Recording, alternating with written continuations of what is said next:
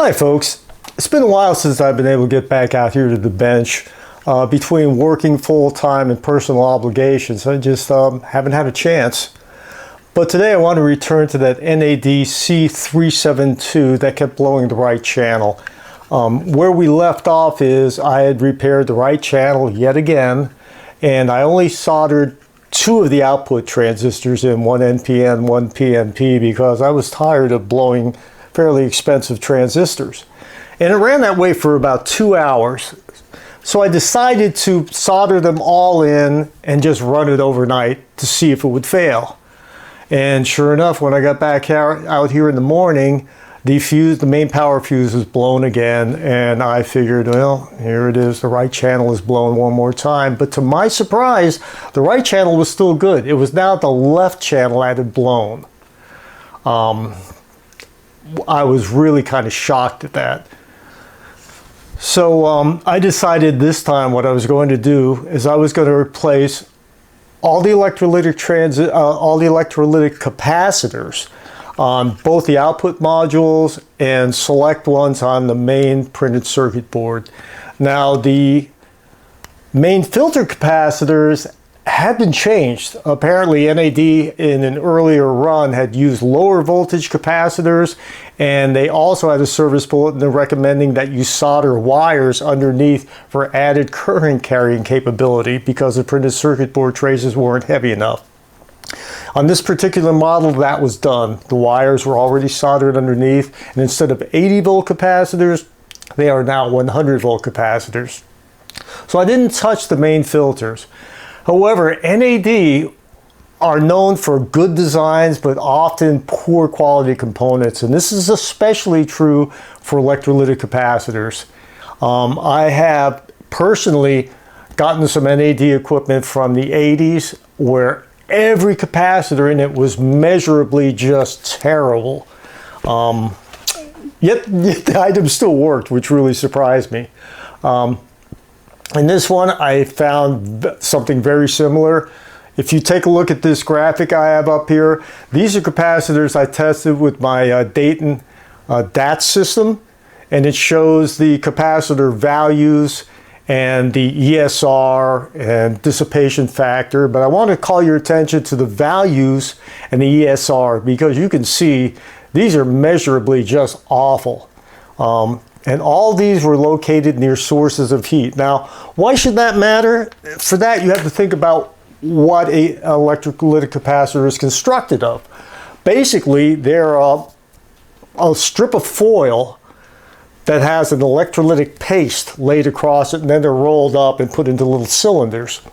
Okay, and what happens over time, especially if they're near any sources of heat or if the amplifier or piece of equipment has inadequate ventilation, is the paste dries out.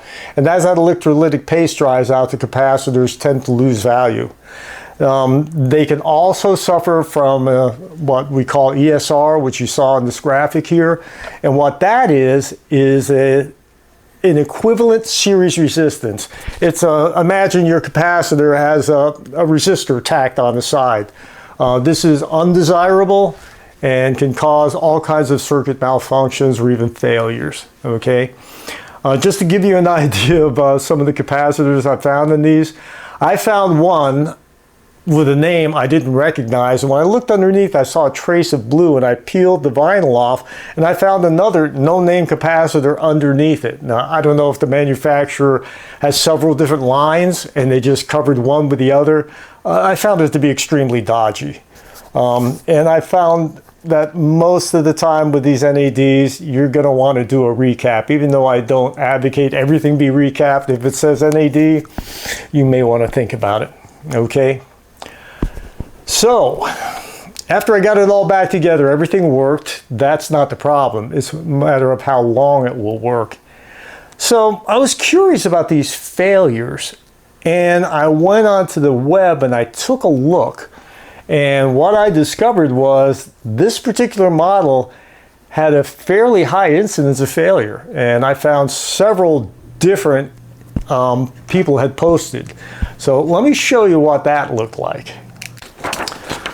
Okay, so I did a web search to see if there were any other instances of this amplifier failing, and I found several. And I want to talk briefly about doing web searches when you have a problem.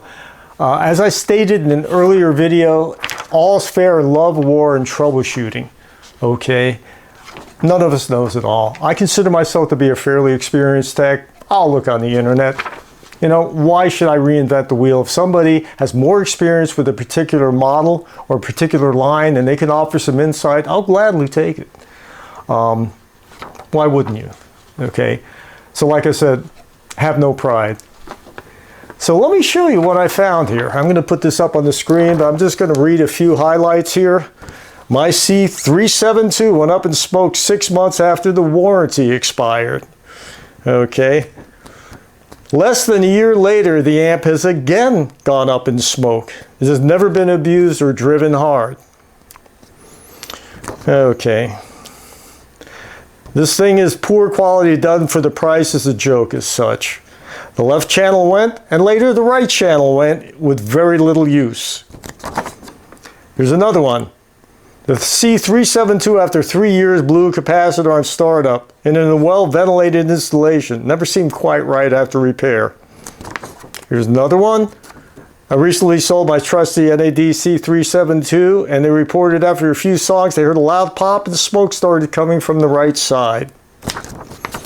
And this last one I found to be very interesting. Mr. Moran, NAD tech support, recommended the unit be turned off when not in use to prolong life. I found that really interesting since my usual test is to leave an item on overnight or even for several days to see if there are any failures. And apparently these units won't tolerate that. I'm not sure why. I had the cover off. Heat should not have been a problem. This, however, was prior to having all the capacitors replaced. So there's that to consider. As it stands right now, this unit will probably never leave my possession. I will not sell this to somebody. I would not feel right if they suffered a failure. And if I had to ship it and pay to have it shipped back and then ship it back to the owner, it's simply not worth it. I may give this to somebody. I may just use it around here. But I have very little faith that it's going to stay repaired. Now, I may run it again. If it blows up, I may just part it out. But this is where this video is going to end. I really don't know what more to say about this. I may post on this last video what the long-term result is. I may run it for a few days, just see if it blows up. At this point, what do I have to lose? Anyhow, that's going to be the end of this series on the NAD C372. I hope you all learned something. I certainly did. Anyway, I just want to thank you. And as always, I like to give back to the community that has given me so much. Thanks a lot, folks, and have a great day.